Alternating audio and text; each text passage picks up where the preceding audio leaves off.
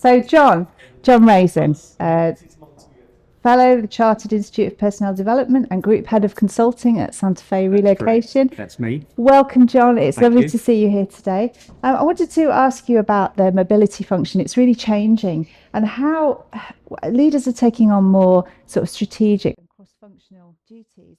I wondered how you think that they might be able to adapt, what changes and mindsets might need to take place, and how they might liaise with C-suite to be more involved in decision making. That's quite a broad, thank you. That's quite a broad question. I think what we're really seeing is a real shift, probably post-pandemic, in how you define an international work arrangement, because you've now got cross-border remote workers, people working remotely, either with the approval of the business or doing it themselves.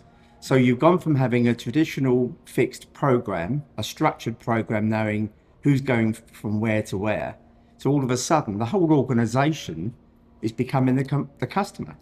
Now, as you can imagine, the headcount, the team that runs that program isn't changed. So what you've got are increased complexities. You've got pressures on people expecting mobility to know everything, and a huge amount of expectation of people saying, well, can I go and work in Turkey for 3 weeks? So you've got a real shift. Now, in order to be able to do that, that means you have to be more engaged with the business. So I think that the shifts for the business are mobility needs to be more connected. It needs to be educating. I mean, one of the frustrations and pressures is waiting for approvals from the business, and the managers who are approving don't always understand what they're approving.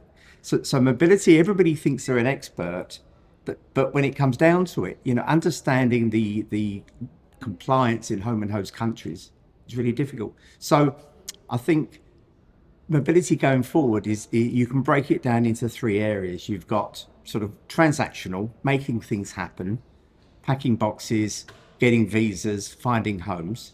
You've then got the analytics, which I think are becoming more and more important for businesses, managing data, which means you've got to have connections with tax, immigration, the business, your supply chain, and that requires data. And very often, 56% in our last survey found people are still using Excel. So you're trying to manage a complicated program using Excel spreadsheets with lots of data feeds, right? And then last but not least, the catch-22 is, unless you actually are involved early in the planning and you engage with C-suite, then you won't necessarily know what's happening. So it's this challenge of mindset. Are you proactive? What skills do you need? And obviously the skills you need to move somebody are very different from influencing the business. And then last but not least, then how do you set up the operational delivery? So do you outsource? Do you buy technology? Do you use AI? Is AI too risky yet?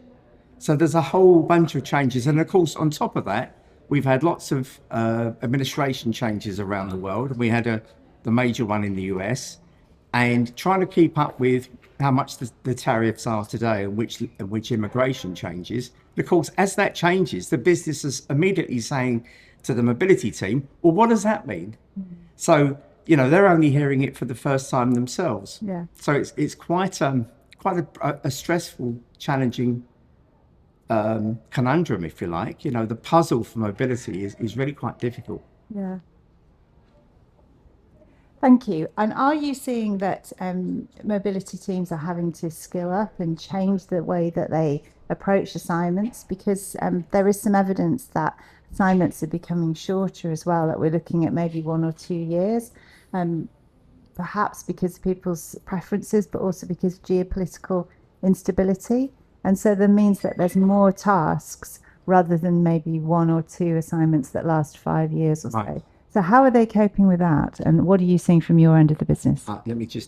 So what you just said is really interesting. What we're really seeing, I think, is a shift in how do you define international work arrangements. Yeah. So you've got hybrid, people working 6 months in country and then 6 months maybe somewhere else or at home. You've also got a massive increase in one-way international hires. Now, some companies think from a very simplistic perspective, rather than expat, we'll hire somebody in country A, move them to country B.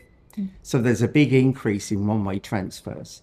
In terms of how long people are moving. Yes, you're right. From a cost perspective, it's obviously cheaper if someone's there for 2 years and 5 years.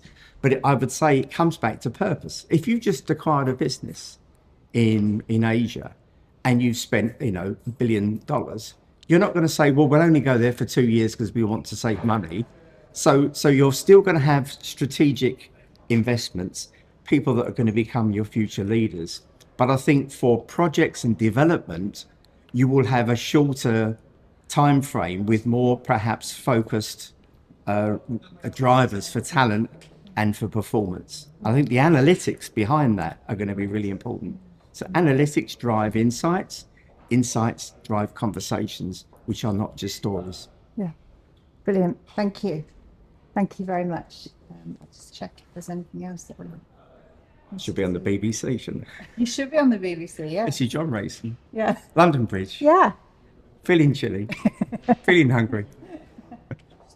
No, that's good actually. I suppose my sort of final question is, what's your feeling about being here today for the panel, talking about how we're going to future-proof businesses, and then also celebrating all the best of talent in the Relocate Global Awards? I'm clearly very excited to be here.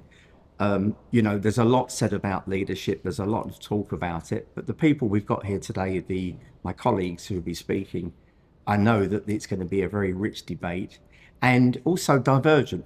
What you don't want is I've been on many panels around the world where everybody sits there nodding, like nodding dogs saying, yeah, we all agree. What would be nice today is if we didn't agree and try and get some people to have some divergent discussions. I mean, AI, we'll be talking about that. And I think when you hear Ben, and I know what he's doing, it's both exciting and very scary. And I think we're only at the genesis. We're only at the tip of the iceberg of what AI is going to do, not just in mobility, but every function and the way we operate, which is why in terms of mobility, I think that, 5 years, you're still going to see a long-term assignment. 10 years, I'm not so sure. 10 years, we may be able to get a flight from London to Australia and take 4 hours. Yeah. If we go out up and down again.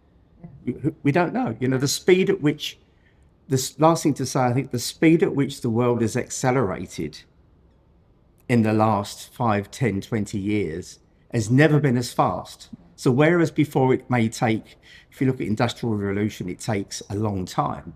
Now the speed at which things can change, if you think about AI and ChatGPT, it is scaringly quick. So who knows what's going to happen? So I'm excited to be here. I think it's going to be fun, and I'm also excited about this evening. Yeah. Thank you. Thank you. Thank you, John. That was brilliant. Thank Good. you.